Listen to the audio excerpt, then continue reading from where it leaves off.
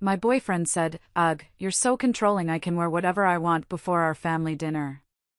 I said, "Absolutely."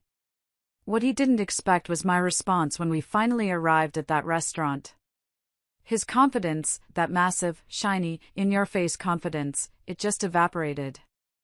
It melted right off him when he realized what he'd done, and that, for the first time, I wasn't going to save him. Hello everyone. Thank you for being here with me today.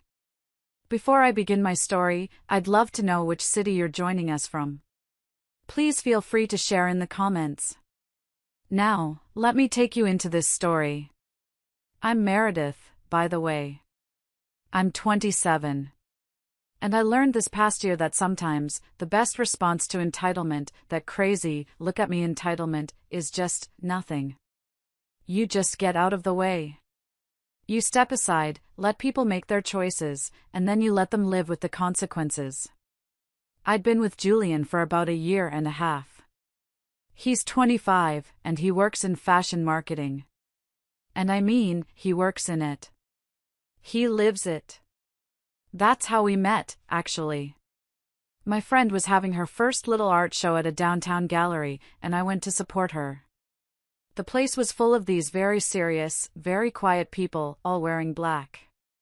And then, there was Julian. He was like a peacock in a flock of crows.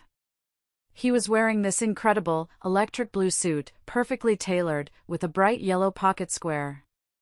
He wasn't just at the party, he was the party. He was charming, he was funny, and he had this aura. This confidence that could fill a room.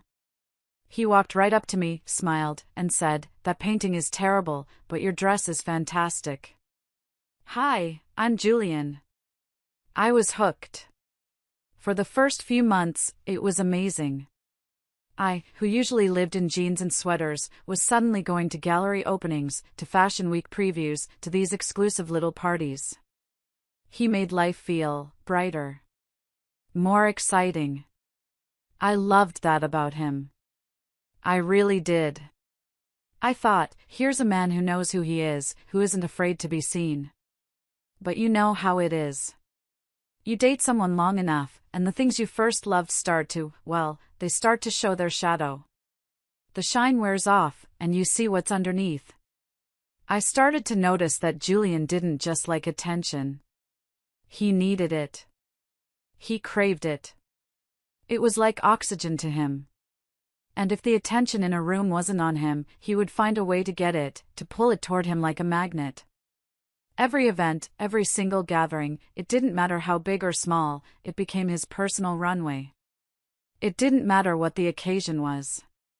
It was always, what is Julian wearing?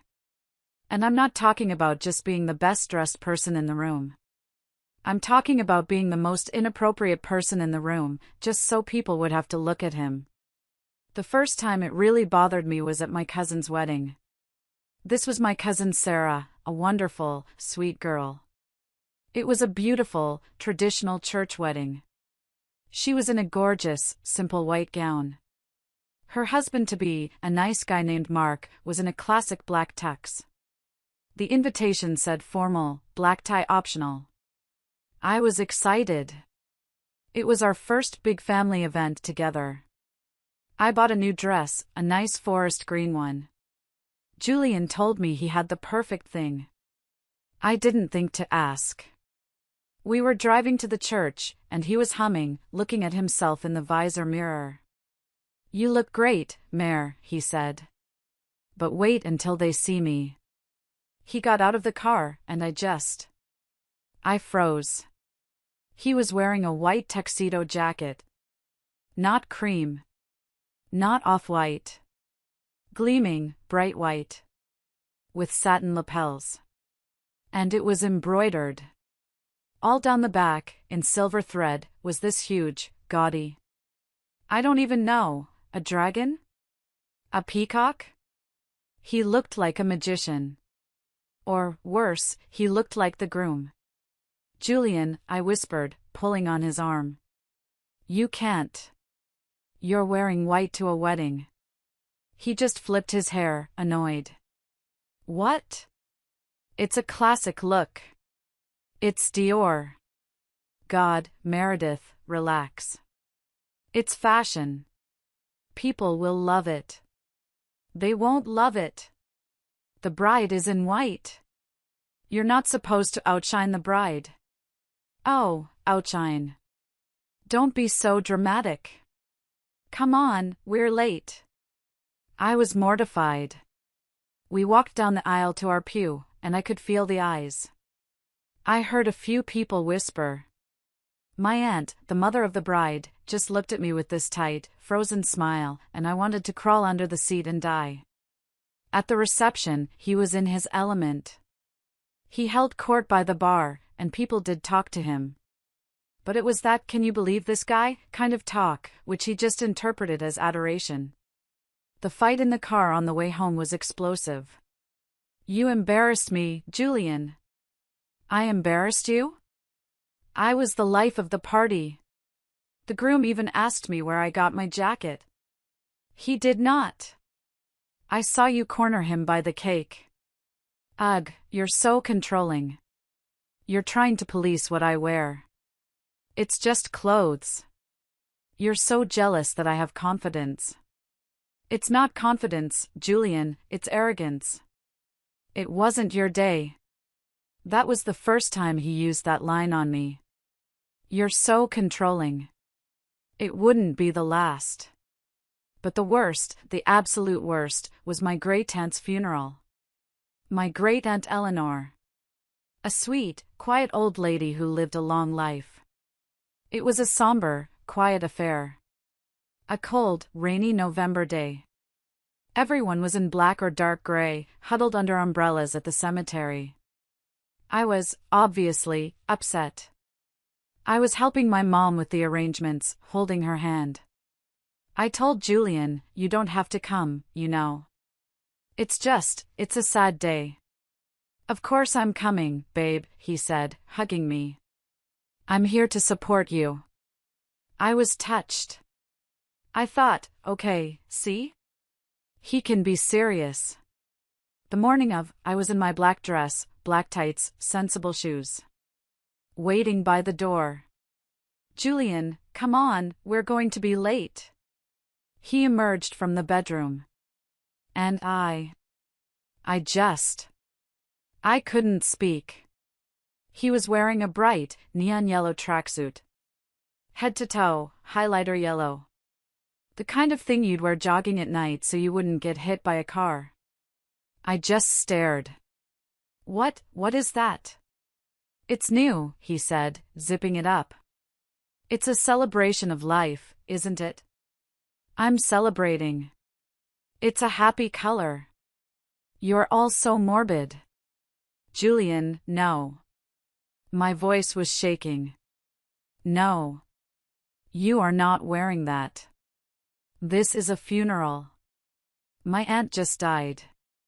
Go put on your black suit. Please. I don't want to wear my black suit. It's boring. You're trying to control me again. Aunt, what was her name again? She would have loved this. It's cheerful. Her name was Eleanor. I screamed. And she was my aunt. It is inappropriate, Julian. It is disrespectful. Fine. God. You're so controlling. He stormed back and came out 5 minutes later in his black suit, pouting like a child. He sulked the entire ceremony. He wouldn't hold my hand. He complained in the car on the way back that the vibe was so depressing. I should have dumped him right then. I see that now. But I was. I don't know, I was in it. I kept thinking I could fix him, or that the charming man I first met would come back. The red flags, as they say, just kept coming. They weren't flags anymore, they were billboards. My coworker, Sarah, a really sweet woman from accounting, was having her baby shower.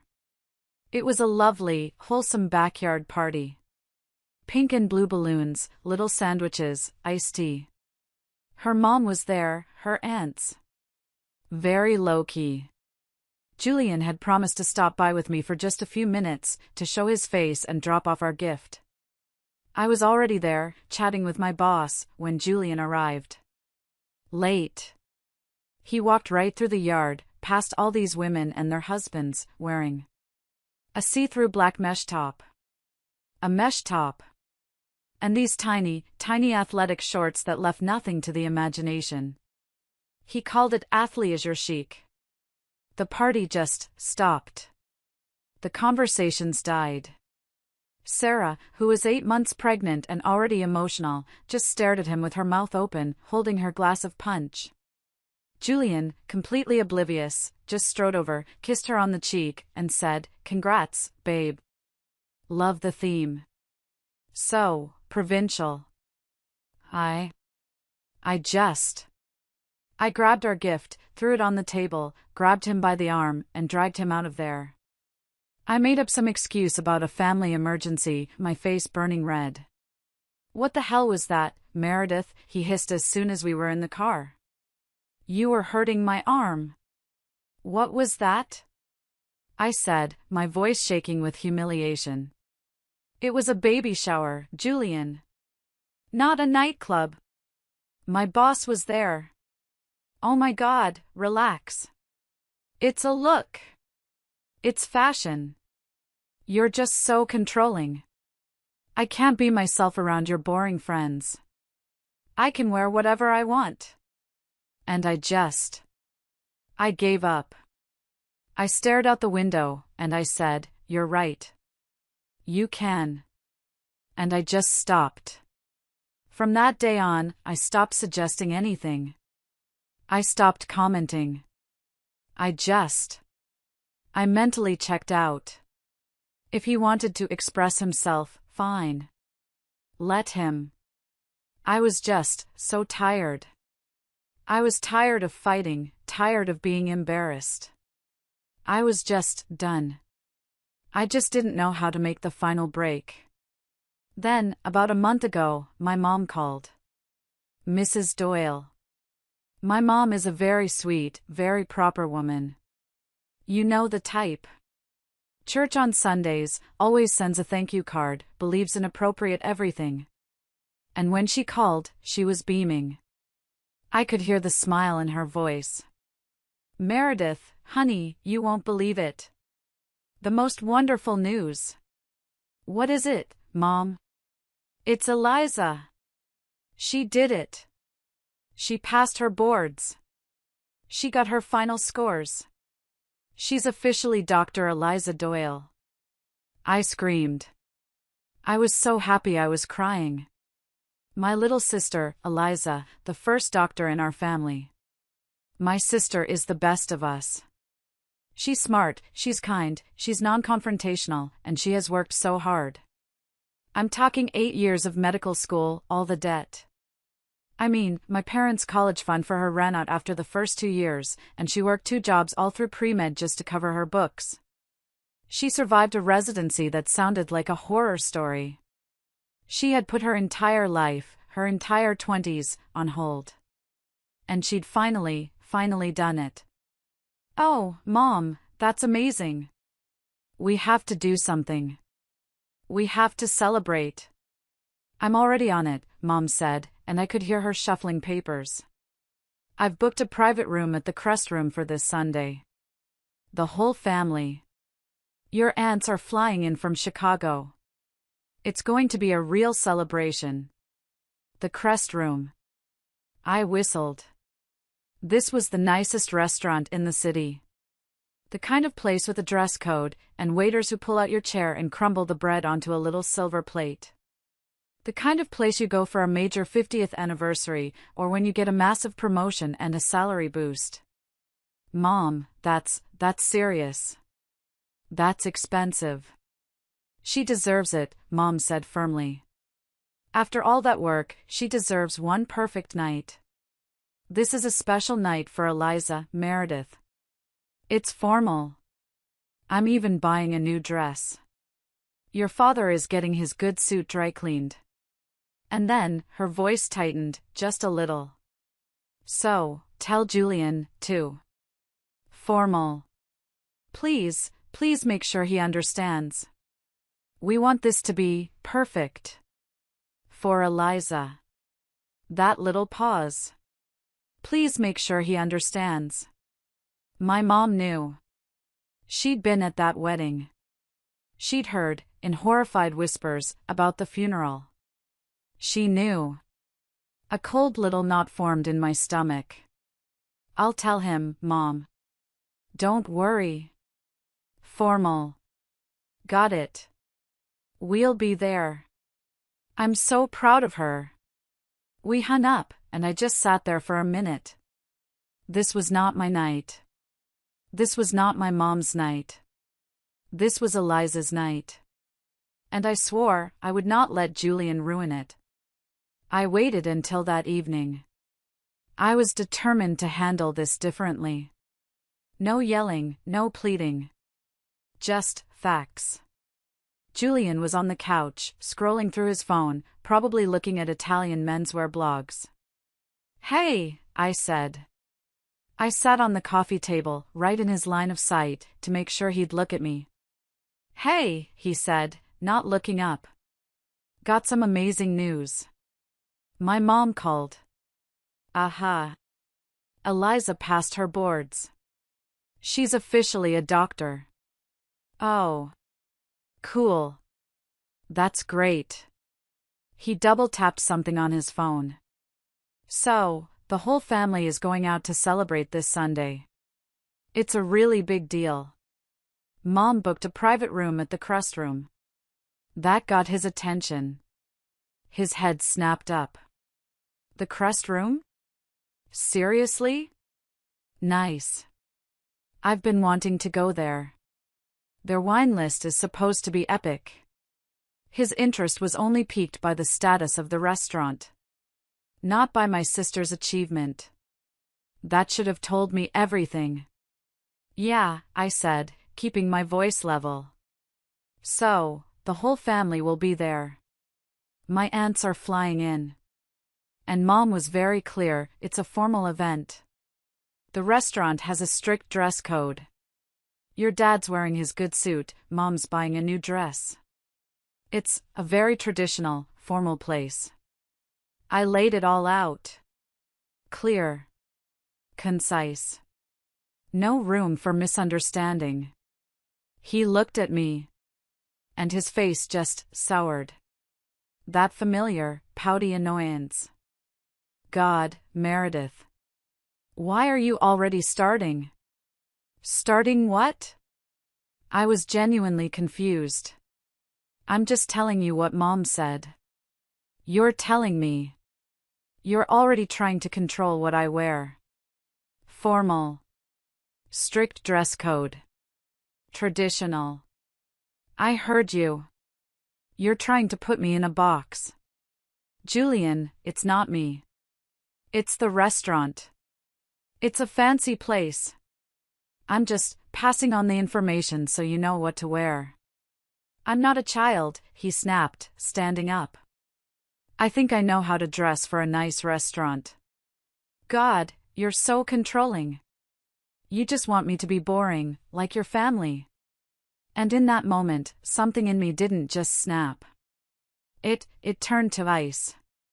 All the fighting, all the pleading, all the embarrassment of the last year and a half, it just vanished.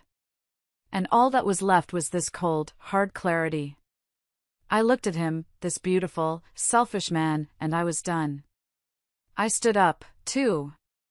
And I smiled. A little, tight smile. You know what, Julian?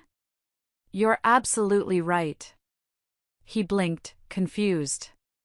He was geared up for a fight. I am? Yes. You're not a child. You're a 25-year-old man. And you're right, I'm not your mother, and I'm not going to control you.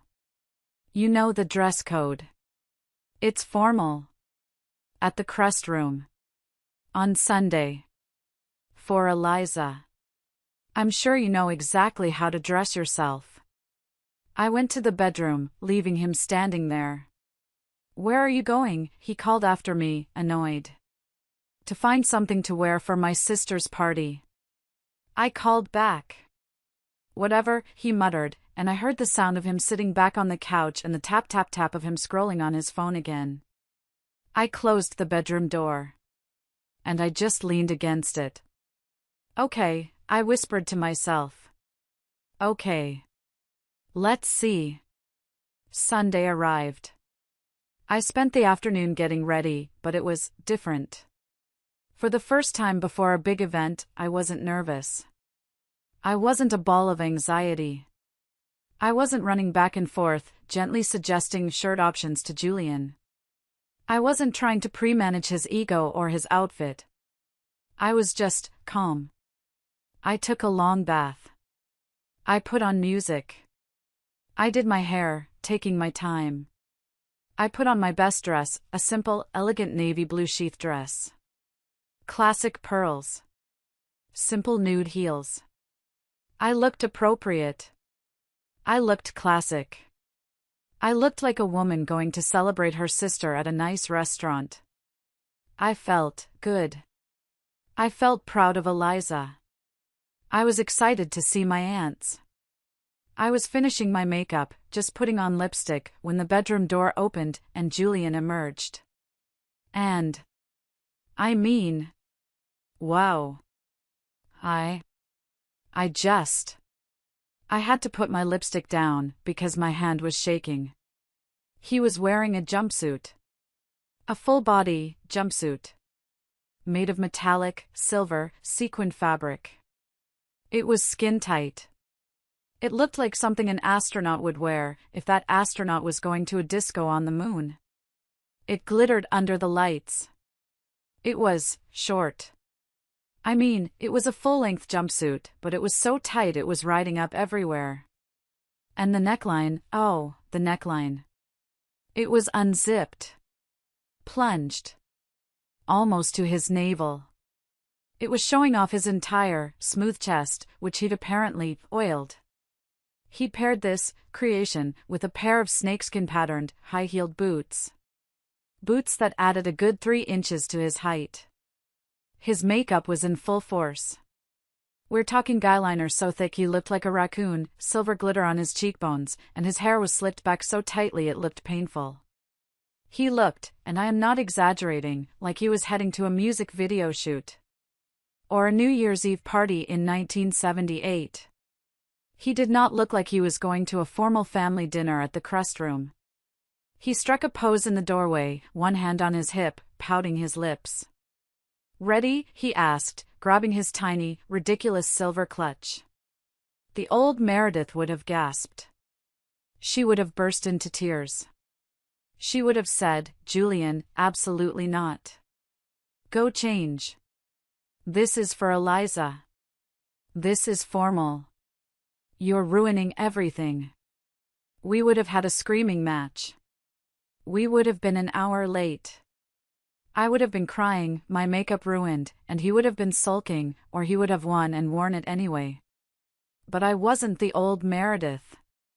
I looked at him. I looked at the silver sequins. I looked at the oiled chest. I took a slow, calm breath. And I smiled. "Absolutely," I said, picking up my own simple purse. "You look memorable."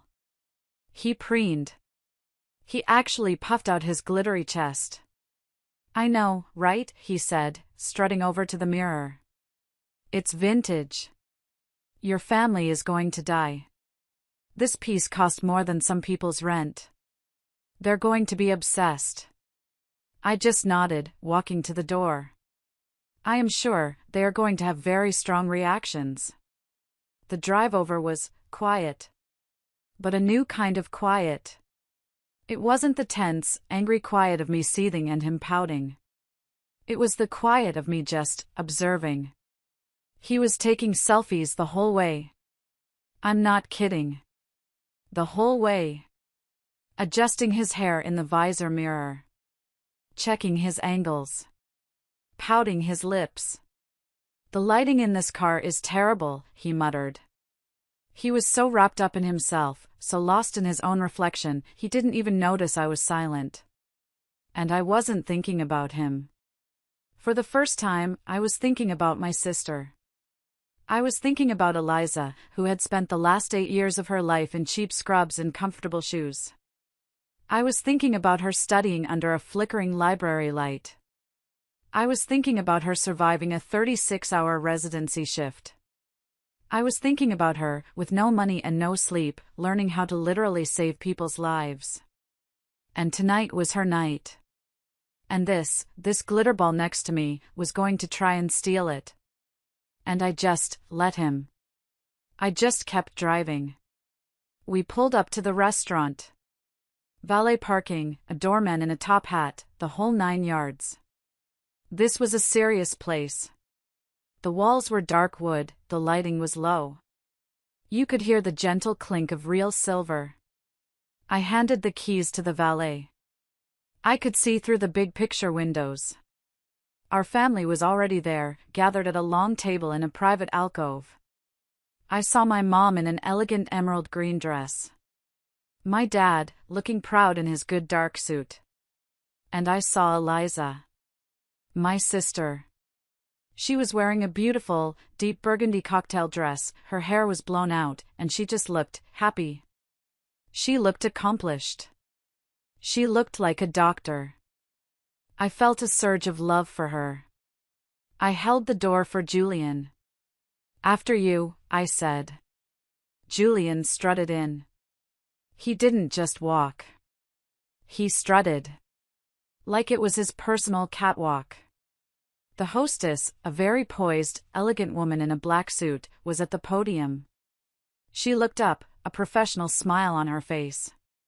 "Good evening, Welk." And her voice just died. Her eyes went from Julian's glittery face, down to the oiled chest, down to the skin-tight, everything, down to the snakeskin boots, and then slowly, back up again. Her professional smile faltered. It was just a frozen, terrified grimace. "Good evening," she said again, her voice a little strained. "Can I help you?" "We're with the Doyle party," I said, stepping up next to him. Her eyes flickered to me, to my simple navy dress, and I could see the relief wash over her. "Oh, okay, one of them is normal." "Of course," she said, her composure returning. "The Doyle party. Right this way." She picked up the menus. The walk to that table, it felt like it took an hour. It felt like I was walking on the surface of the sun. It was like that scene in a movie where everything goes into slow motion. The restaurant, as I said, wasn't loud, but it had that pleasant, low hum of conversation and silverware. The moment Julian started walking, that hum just stopped. It wasn't completely silent, but it was that hush that happens when something completely, wildly inappropriate occurs in a very nice place. Forks paused mid-air. Conversations just stopped. Mid-sentence. I could feel every eye in that restaurant on us. On him. A woman at one table literally put her napkin over her mouth. A man at another table choked on his wine. And Julian? He was eating it up. He thought they were all admiring him. He did a little "oh, hello" wave to a table of strangers. And then, we got to the table. My family's reactions, oh, it was a masterclass in Midwestern politeness barely containing pure, unadulterated horror. My mom, her smile froze on her face. It looked like it was carved from ice. Her eyes were wide as saucers. My dad suddenly became fascinated by his water glass. He picked it up, stared into it, and did not look up for a full 30 seconds.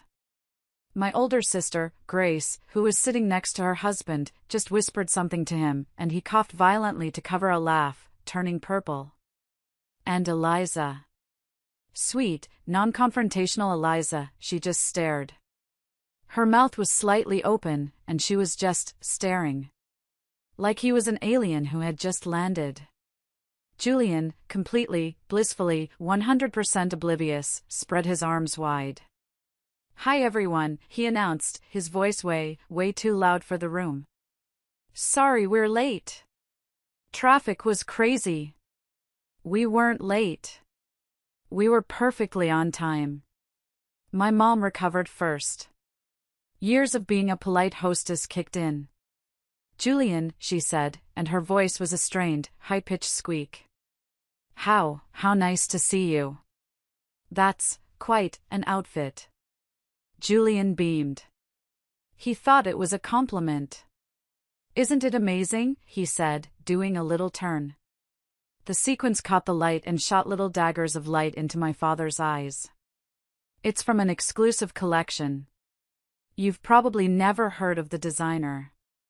"I'm sure I haven't," my dad muttered into his water glass. "Well, sit down, Mom said, gesturing frantically. We sat. The silence at the table was deafening. My aunts were just staring. And then, a waiter appeared. Instantly. I am 90% sure the hostess had hit a silent panic button. He was a tall, very professional man. A manager, maybe. He had that air about him. And he did not blink. "Good evening," he said in a low, polite voice. He looked around the table. "Welcome to the crest room." He looked at my father. He looked at my mother. And then his eyes landed on Julian. And they just stayed there. He didn't gasp. He didn't react. He just looked. "Before we begin," he said, his voice still low and polite, but firm. "Sir," he said, looking directly at Julian. "I'm afraid I must mention that we have a dress code policy." Julian laughed. He actually laughed. "Oh, I'm sure it's fine. I'm wearing a $3,000 designer piece." The waiter did not smile. "Yes, sir. I can appreciate that. However, our policy requires appropriate coverage for all diners. Jacket and collared shirt for gentlemen." The table was silent. Eliza was looking at her plate. My Aunt Linda was taking a very, very long sip of wine. Julian's smile vanished. "Are you serious?" His voice went up an octave. "You're telling me what to wear? This is discrimination. This is a designer outfit." "Not at all, sir," the waiter said, unruffled. "It is simply our restaurant's policy. We would be happy to provide a wrap for you. Or perhaps a loaner jacket?" "A wrap?" Julian shrieked. "A wrap? Like some gross, communal shawl?" "I am not wearing some gross communal shawl. Do you know who I am?" The waiter just looked at him. "You are a guest, sir. And these are our rules. If you cannot comply, I'm afraid I'll have to ask you to leave." This was it. The moment. Julian's head whipped around to face me. His eyes were blazing. "Meredith! Are you hearing this? Are you going to let him talk to me like this? Are you taking their side? You set me up." "What?" I said, and my voice was calm. It was amazing how calm I was. "How did I set you up, Julian? You knew. You knew about this. You wanted me to be embarrassed." "I knew it was a formal restaurant, yes," I said, and I looked around the table. "I told you that. I told you there was a dress code. I'm wearing a dress. Dad's in a suit. Eliza's in a cocktail dress. What did you think formal meant?" "This is formal," he shrieked, gesturing to his sequin chest. "This is high fashion." "Julian," I said, and my voice was cold. Colder than I'd ever heard it. "You told me you knew how to dress yourself. You told me you weren't a child. You're a grown man. These are the consequences of your choice." "Meredith, please," my mom intervened, looking horrified at the scene. Let's not make a scene. Julian, the shawl might be nice." It is a bit chilly in here." It was not chilly. The room was perfectly temperature controlled. Mom was just trying to save the evening, God bless her. But that was it for Julian. He'd been challenged. He'd been given rules. And he'd been told no. He stood up. Abruptly. His chair scraped loudly on the marble floor. "This is ridiculous," he announced to the entire restaurant. I am being shamed for expressing myself. This whole place is classist and disgusting." "No one is shaming you," Eliza said. And her voice, it was quiet, but it was strong. It was the first time I'd heard her use her doctor voice. It was the voice of someone who has seen real problems, and this was not one. "No one is shaming you," she repeated, looking right at him. "We just want to have dinner. To celebrate. This isn't about you." Oh, that was the wrong thing to say. Julian turned on her. His face was ugly, twisted with rage. "Oh," he sneered. "So now the golden child speaks. Must be nice, having everyone cater to you. This whole ridiculous, expensive dinner, just for you. All this fuss, just because you passed a test." Record scratch. The entire restaurant went silent now. You could hear a pin drop. Eliza's face, she looked like he'd slapped her. Her eyes filled with tears, and she just crumpled. "Excuse me," my dad said, and his voice was dangerously low. He started to stand up. "You heard me." Julian spat, looking at my sister with pure venom. "This whole dinner is just another example of your family's obsession with appearances. Sorry, I'm not boring like the rest of you." That was it. I stood up. "Okay, we're leaving." "We are not going anywhere," he said, his voice cracking. "I haven't even ordered. You can't make me leave." "Julian," I said, and my voice cut through the silence. It was loud, and it was clear, and I didn't care who heard. "We are leaving. Now. You can't make me." I picked up my purse. I looked him dead in the eye. "You're right. I can't. You're a grown man. I can't make you do anything." "That's right," he said, crossing his arms. "But I am leaving," I continued. And I drove. "You can either come with me, right now, or you can figure out your own way home. In your jumpsuit and your snakeskin boots. Your choice." He looked at me. And he looked around the table, a wild, panicked look in his eyes. He was expecting someone to defend him. For someone to say, "Oh, Meredith, don't be like that, it's fine, let him stay. We'll get the shawl." But no one did. My mom was suddenly, desperately studying her menu like it was the most interesting book she'd ever read. My dad was flagging down the waiter, pointedly looking away from Julian, and ordering a drink. My sister Grace was reapplying her lip gloss. And Eliza just picked up her water glass, looked him dead in the eye, and took a slow, deliberate sip. His face fell. That arrogance, that look at me confidence, it just evaporated. He was left standing there, in his ridiculous, shiny jumpsuit, all alone. And he knew it. "Fine," he shrieked. "Fine.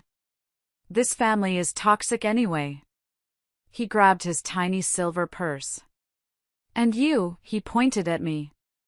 "We are done." "I know," I said. He stormed out of the restaurant. His heels clicked angrily on the marble floor. The entire restaurant watched him go. The doorman, God bless him, held the door open with a perfectly straight face. I stood there for a second. The silence he left behind was ringing. I turned to my sister. My hands were shaking. "Eliza. I am so sorry. This is your night. I'll take him home. I'll come back. I'll get a cab. I'm so sorry. Eliza looked up at me. And she smiled. A small, watery smile, but it was a smile. Meredith, she said, and she reached out and grabbed my hand. Sit down. But, I need to. He made his choice, Meredith. You told him. He made his choice. You did nothing wrong.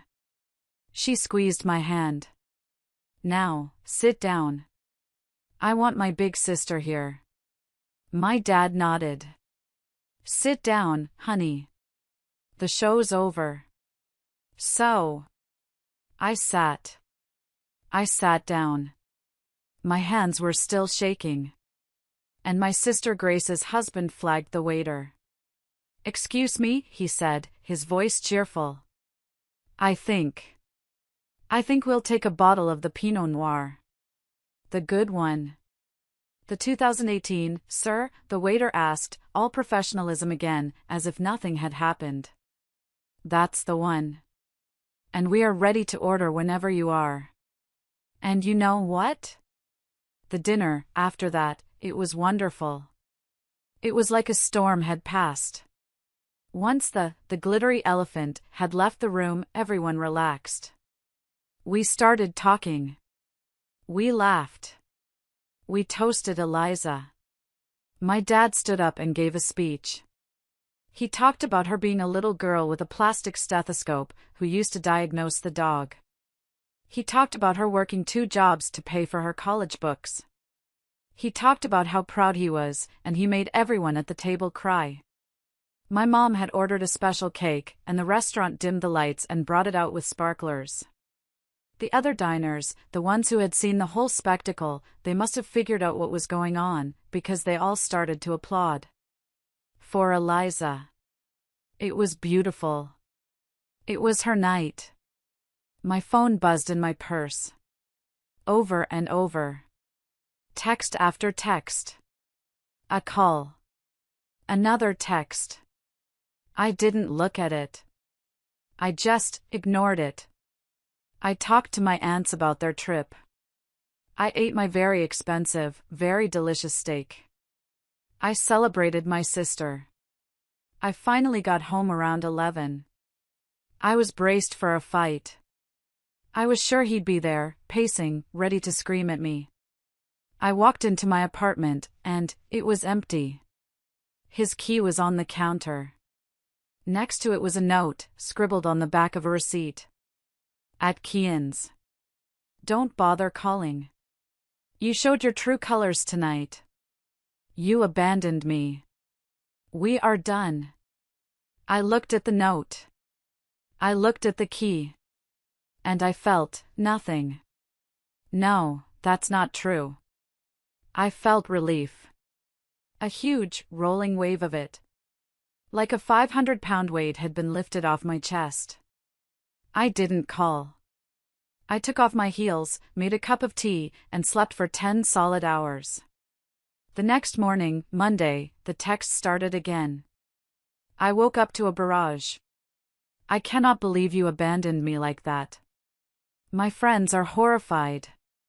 Kian said he's never seen such cruel behavior. Your family is classist and abusive. That restaurant was discriminatory and I'm going to sue them. You should have defended me. You're my girlfriend. Or, you were. Are you seriously not going to apologize? Meredith. Meredith. Fine. Ignore me. Real mature. And then, an hour later. We need to talk about this. You can't just end a 1.5-year relationship like this. I'm coming over tonight. We need to talk. He didn't ask. He told me. I just texted back, no. We're done, Julian. There's nothing to talk about. Don't come here.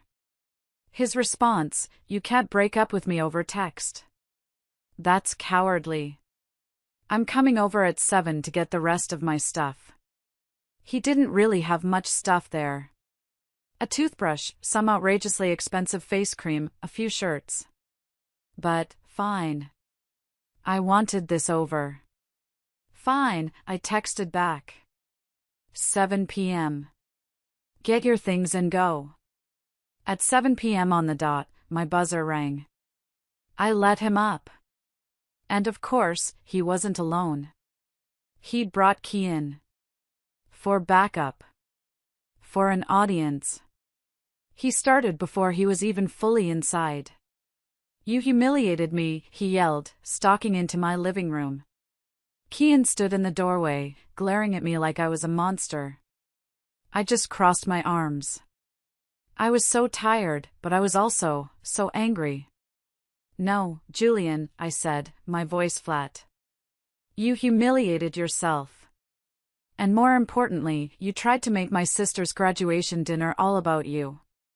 You insulted her. You called her a golden child on a night that she worked 8 years for. That's why we're done. I didn't know it was that big of a deal, he yelled. I told you. I yelled back. My mom told you. The restaurant told you. You just didn't want to listen because the rules didn't apply to you. You set me up, he accused. You wanted this to happen. You were jealous. Jealous? Jealous of what? Your jumpsuit? Jealous of my style. My confidence. You wanted to bring me down. Julian, I'm too tired for this. Get your things. Kian, from the doorway, jumped in. You could have warned him, Meredith. You know how he is. You could have told him his outfit was a lot. I did warn him, I said, my voice ice cold. I told him the dress code. He told me he wasn't a child and that he knew how to dress himself. Was I supposed to physically restrain him? Lock him in the closet? He's a grown man. That's not the same. Julian was rage-crying now, big, ugly, crocodile tears. It's exactly the same. Formal and dress code are standard things adults understand, Julian. I wanted to celebrate my sister. You wanted attention. You got it. I'm done. We are over. He stared at me, his mouth open. You're really doing this? After everything? Yes. Get your things and go. You are going to regret this, Meredith. You'll never find anyone who dresses as well as me. Or who is as exciting as me. Okay, I said. He blinked. The tears stopped. Okay? That's it? Okay? Yeah. Okay. What do you want me to say? You made everything about you. You insulted my family, you called my sister the golden child at her own graduation dinner, and now you're in my apartment yelling at me with your little friend. Yeah. Okay. We're done. Get your stuff. He grabbed his things, his $200 face cream, his silk shirt, his toothbrush. He threw them in his bag while Kian glared at me from the doorway. As they were leaving, Kian turned and said, "He deserves so much better than you." I just smiled. Probably. Good thing he's free to find it now. Goodbye, Kian. I shut the door, locked it, and bolted it. And I leaned against it. And I finally cried. Not for him. But for me. For being so stupid for so long. And for finally being free. That was 2 weeks ago. In those 2 weeks, I heard through mutual friends that Julian was telling everyone a completely different story. In his version, I was the controlling, manipulative, gaslighting one. That I had set him up to fail at the dinner because I was jealous of his style. He, of course, left out the part where he insulted a newly graduated doctor at her own celebration. But here's the thing. I didn't care. I really didn't. The people who matter, my family, my real friends, they knew the truth. My sister Eliza texted me the next day. "Thank you for handling that so well. You're the best big sister. Also, Mom wants to know if you're bringing anyone to Thanksgiving. Someone who understands the phrase appropriate attire preferred." Haha. My mom called, too. "Meredith, honey, I'm so proud of how you handled that. You were so strong. Though next time, maybe check his outfit before you leave the house." "There won't be a next time, Mom. At least, not with him." "Good," she said, and the relief in her voice was palpable. I thought I was done with this story. I really did. I blocked Julian on everything. Phone, Instagram, all of it. I started playing in a rec league basketball team, just to get out of the house. I caught up with friends I'd neglected while I was busy managing him. I even went on a couple of casual, easy dates with a nice guy from my office. Just coffee. It was normal. It was nice. Life was good. Then, the entitlement escalated. In ways I truly, deeply, did not see coming. I got a call last week from my credit card company. "Ms. Doyle? We're calling about some unusual charges on your Visa card." I froze. "What charges? I haven't used my card today." "Well, there was an attempted purchase online for $4,000 worth of designer sneakers and handbags from a high-end fashion website." My blood ran cold. $4,000? "Yes, ma'am. We flagged it as suspicious. The shipping address, it's not your primary address. It's listed to an apartment under the name Kian? Kian. His friend. He kept my credit card info. Months ago, I'd let him use it for an emergency, and he must have saved it to his browser."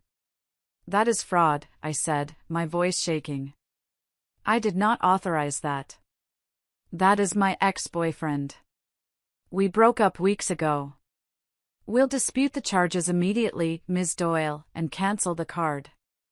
We recommend you file a police report for fraud." I did. I went straight to the police station. I was shaking. The detective was very helpful. He said it was pretty open and shut, since the shipping address wasn't mine and I had text messages proving the relationship ended weeks ago. But Julian wasn't done.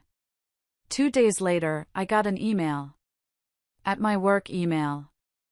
The subject line, invoice relationship compensation. I just stared at it. Invoice? I opened it.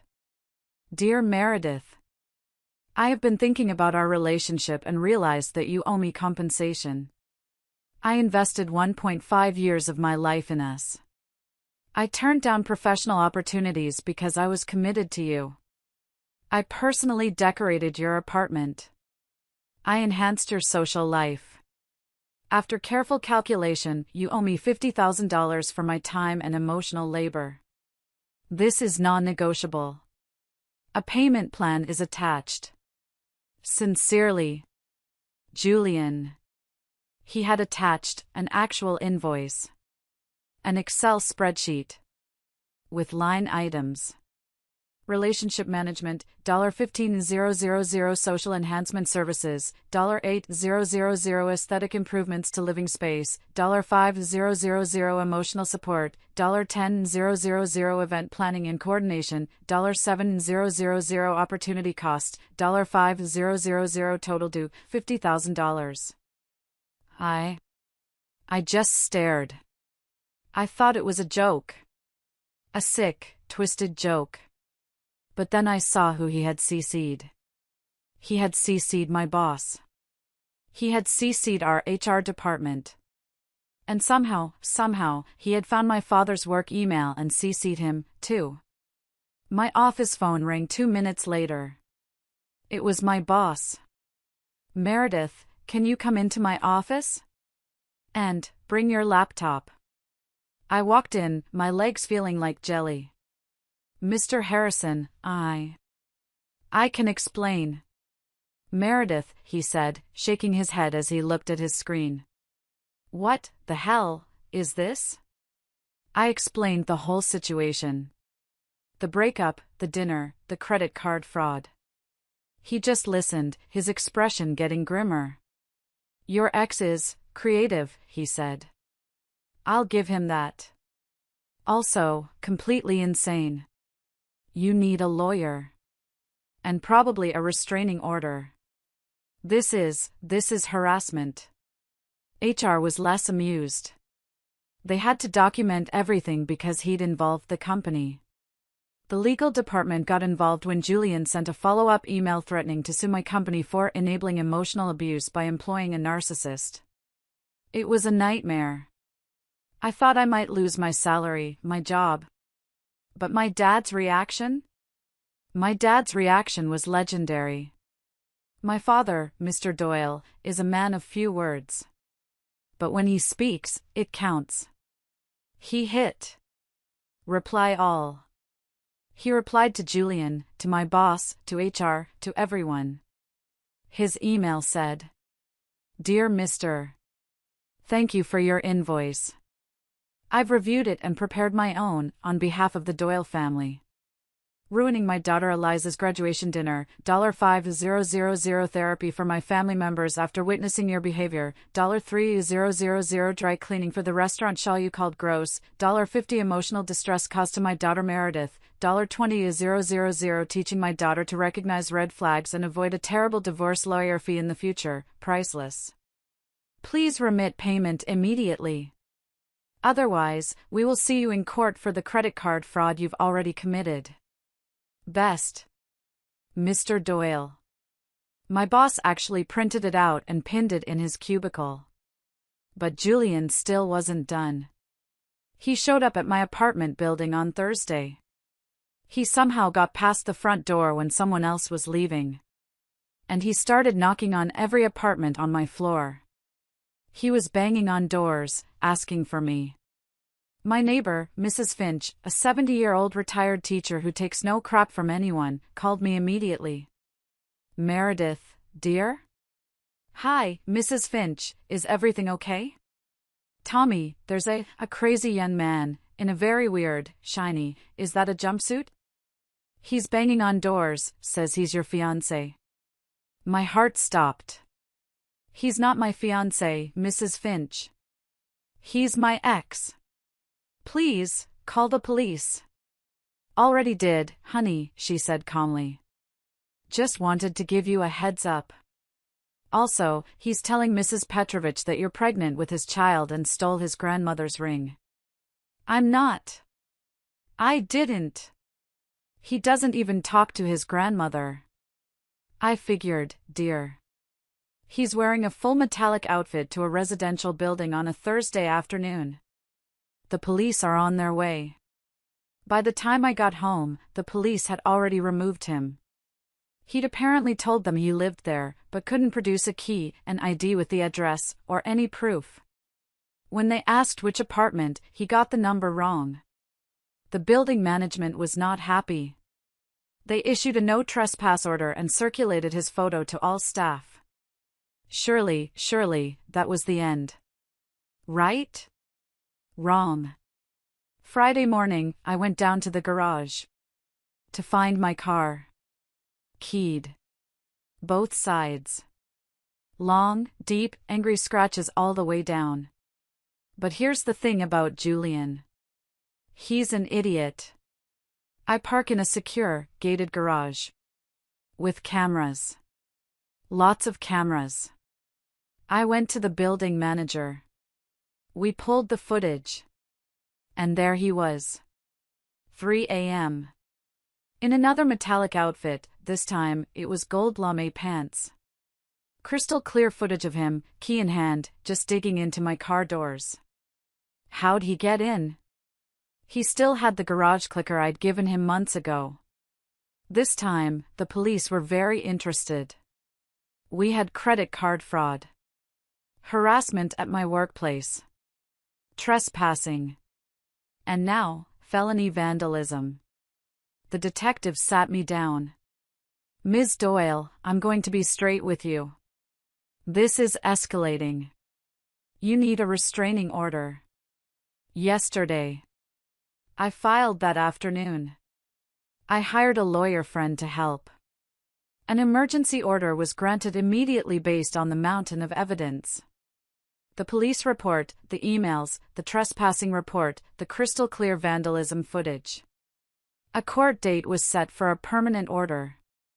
But the universe has a sense of humor. Guess who was at the courthouse at the same time I was, fighting a ticket for parking in a handicapped space? Yep. He saw me. Across the lobby. With my lawyer. And he immediately started screaming. She's harassing me. She's stalking me. Get her away from me. Harassment. In a courthouse. With about 20 police officers present. It did not go well for him. He was immediately cited for contempt after that little meltdown. My lawyer met his lawyer in the hallway. Your client willing to drop the fraud and vandalism charges if mine agrees to the restraining order without contest? My lawyer just laughed. Absolutely not. He committed felony fraud. He damaged her vehicle. He's harassing her workplace. We're pursuing everything. See you at the hearing. The permanent restraining order hearing was yesterday. And Julian showed up. I kid you not, in a metallic gold pantsuit. Like he was going for a complete metallic outfit collection. The judge was a wonderful, no-nonsense woman. She reviewed the evidence. The $4,000 fraudulent charges. The $50,000 invoice emailed to my boss. The trespassing report from Mrs. Finch. The crystal clear video of him keying my car. The contempt citation from his hallway screaming match. It took her about 5 minutes. Mister, she said. Do you have anything to say for yourself? And Julian, bless his heart, he tried to argue. He stood up, in his gold suit, and said, Your Honor, I am the real victim here. She is the abuser. She emotionally manipulated me for years. She set me up. The judge actually paused, putting down her glasses. Set you up? Set you up for what? For the dinner.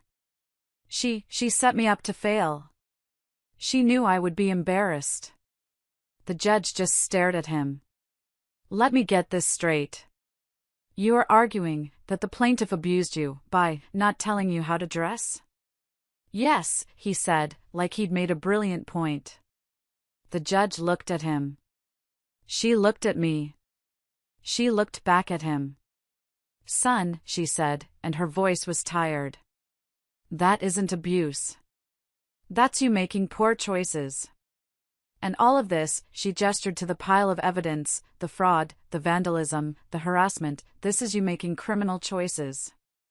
Restraining order granted. 500 feet. You are to stay away from Ms. Doyle, her home, her workplace, and her family members. Any violation will result in your immediate arrest. We are done here. Can you believe it? Right there, in that courtroom, I almost wanted to cry, I was so relieved. If you're still listening to this, right here, could you do me a favor?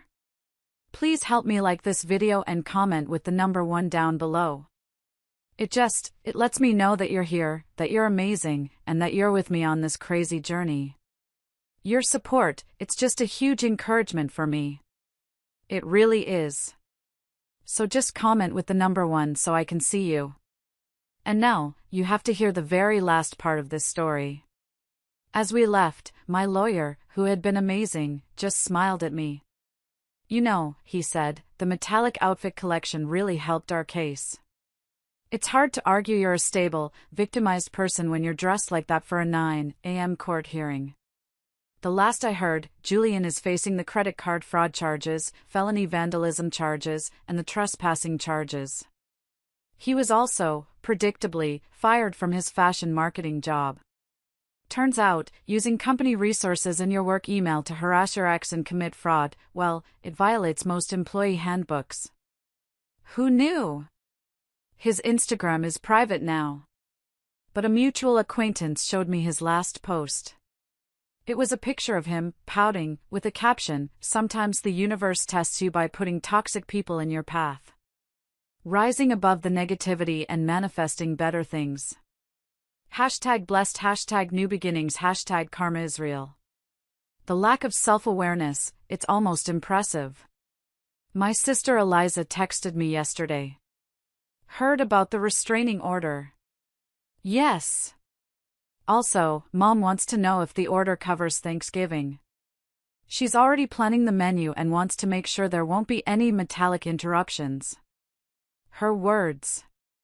I'm getting a new apartment next month. A fresh start. The building has better security, no shared garage clickers, and Mrs. Finch already gave me 3 references for nice young men who dress appropriately. To everyone who might ask if I saw the signs, yeah. Looking back, they were all there. The constant, desperate need for attention. The inability to read a social cue. The way he turned every single event into his personal showcase. I thought it was confidence.